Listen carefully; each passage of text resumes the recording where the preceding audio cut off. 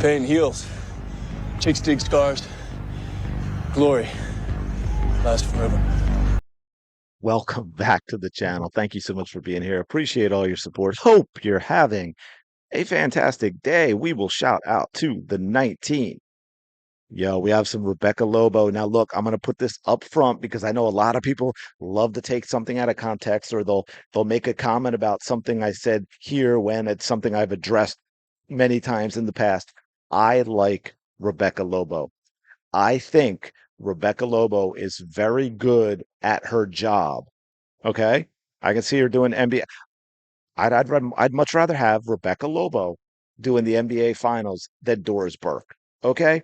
And she has been very fair when it comes to Caitlin Clark, which is not easy to do in this atmosphere. It's almost like every time she would post something on social media about Caitlin Clark, she had to limit her replies because of the nastiness that she would get for saying something positive about Caitlin Clark. Okay.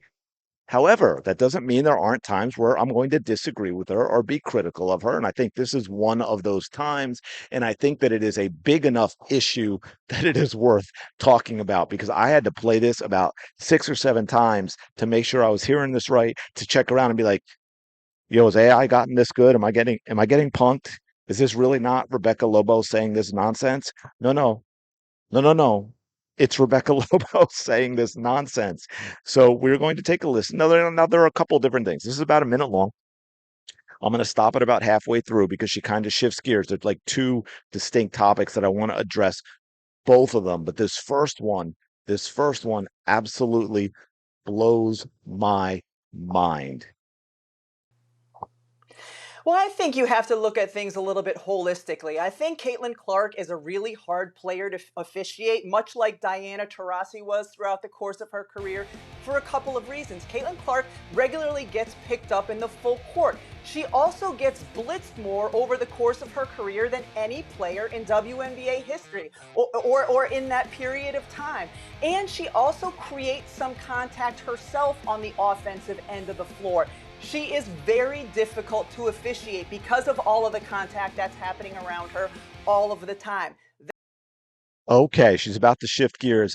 Oh man, I had to prep myself. I had to prep myself mentally for this one, y'all, because I can see myself going off the rails on this one and be like, you know what? I'm not going to release this video, or maybe I'll make it a members only video. Maybe the ones where I really go over the top, I'll make it a members only video.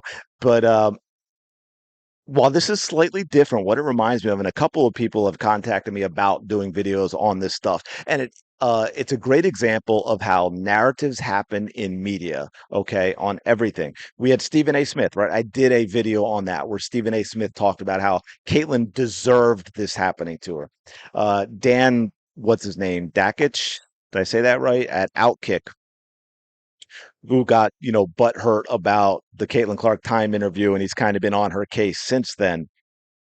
He went insanely over the top, like more than Stephen A. Smith. And, blaming Caitlin Clark and she's a flopper, and Marina Mabrey barely touched her, and oh, so what? She got poked in the eye and all, and all, like over the top. I actually did a video on that, and I went pretty hard at Dan. I haven't released it yet. Maybe I'll put that in the members only. And then there was someone else as well. Oh, I think Jason Whitlock did the same thing, right? So you had Stephen A. Smith coming out and Jason Whitlock coming out and Dan Dakich at Outkick coming out, all basically saying the same thing, that what happened in the Connecticut Sun game was Caitlin Clark's fault. Caitlin Clark deserved it because Caitlin Clark talks trash. As if there haven't been phenomenal trash talkers in the history of the NBA, or hey, WNBA Diana Taurasi. And I'm not knocking Diana there. Look, I don't have any problem with trash talking. I think it's a great part of the game. I think we as fans miss out on it because a lot of trash talk that happens. There is no other reaction, which is the issue with what goes on in the WNBA. But if you ever got an opportunity to sit courtside with any of the great trash talkers and listen to them get into it to other players, or you've gotten to hear, something that's mic'd up from like Kobe or Michael Jordan or Larry Bird, or, any of that type of stuff, or just gone and watched some of the stories about things they would say in a game. I love that. That's part of the game. It's when it gets into the other stuff, the JC Sheldon nonsense, the Marina Mabrey nonsense, the Kennedy Carter nonsense. I'm sorry, but no player who talks trash deserves to have that happen. What you do when someone talks trash is, one, you talk trash back, but also you shut up their trash talk with your game. Now, Rebecca Lobo's taken a slightly different tact, but she's still placing the blame on what is happening on Caitlin Clark by letting the officials off the hook. And by letting the officials off the hook, you're saying that the atmosphere that's created and the physicality and all the stuff that goes on, that is at its core Caitlin Clark's fault. Because if she weren't so hard to officiate, officials would do better at their job, and then we wouldn't have all this stuff. Think how ridiculous that is. By the way, again, this someone who sounds like, and I know she has. That's why I hate doing this with this being Rebecca, but this is like terrible. Is, have you not watched basketball? Have you not watched? And I always have to go to the NBA examples because, one, most people never watch the WNBA, and it's been like this whole physical league, right? Like this has been the league all the time. It's just to the nth degree with Caitlin Clark. But have you not seen guys in the NBA? I mean, these are the biggest, fastest, most explosive athletes on the planet in basketball, and that makes the game very, I get that the game is difficult to officiate, right? Like I think the charge block call in basketball is one of the most difficult calls in officiating in all of sports. Now, that doesn't mean some of the calls are so egregiously bad that were so obvious that, they don't get them wrong, but bang bang play on a block foul that you have to see in slow-mo to be like, "Oh no, that was this."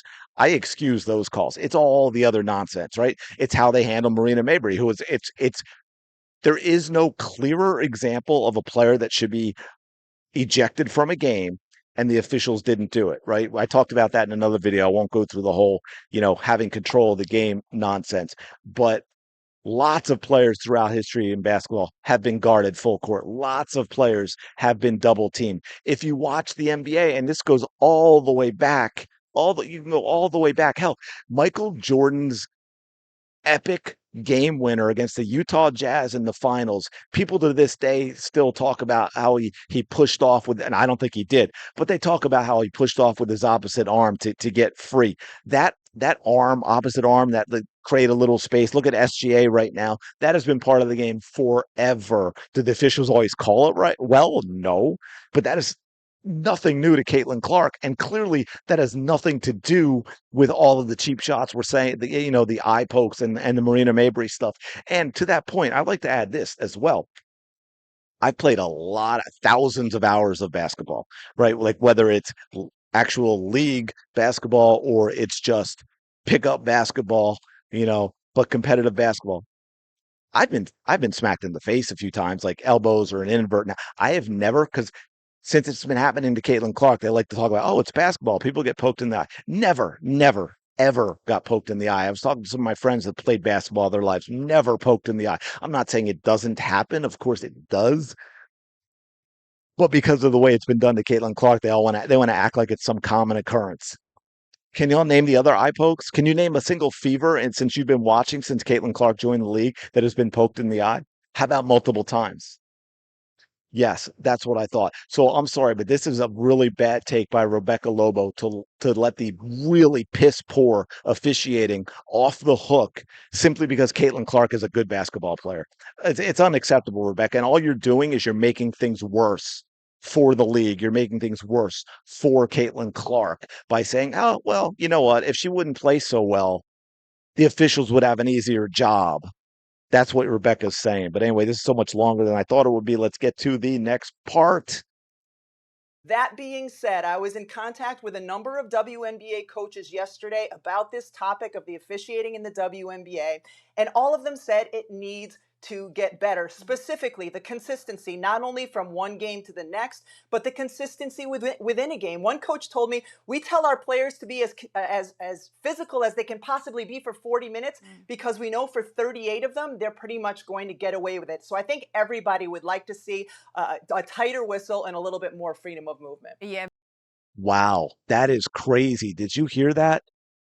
Coaches basically endorsing this stuff, and some do anyway. There's no doubt that I think there's some bounty stuff going on. But hey, yeah, the officials are terrible. They're not going to call a lot. You're going to get away with it. So go be dirty. Go be a dirty player because they're not going to do anything.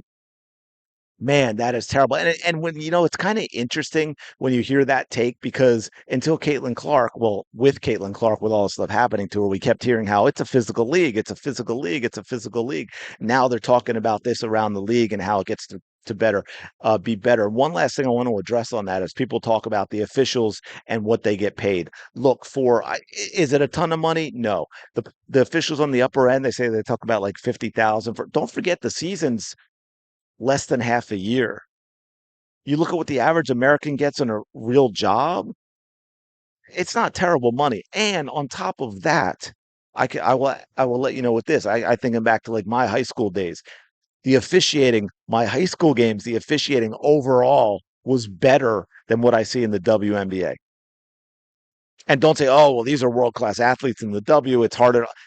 I'm sorry. I know some people are going to get offended by this. I may even get some unsubs, but good high school boys basketball, the athleticism is superior to that in the WNBA. It's a faster, quicker, more explosive game. So no, it is not easier to officiate than the WNBA is.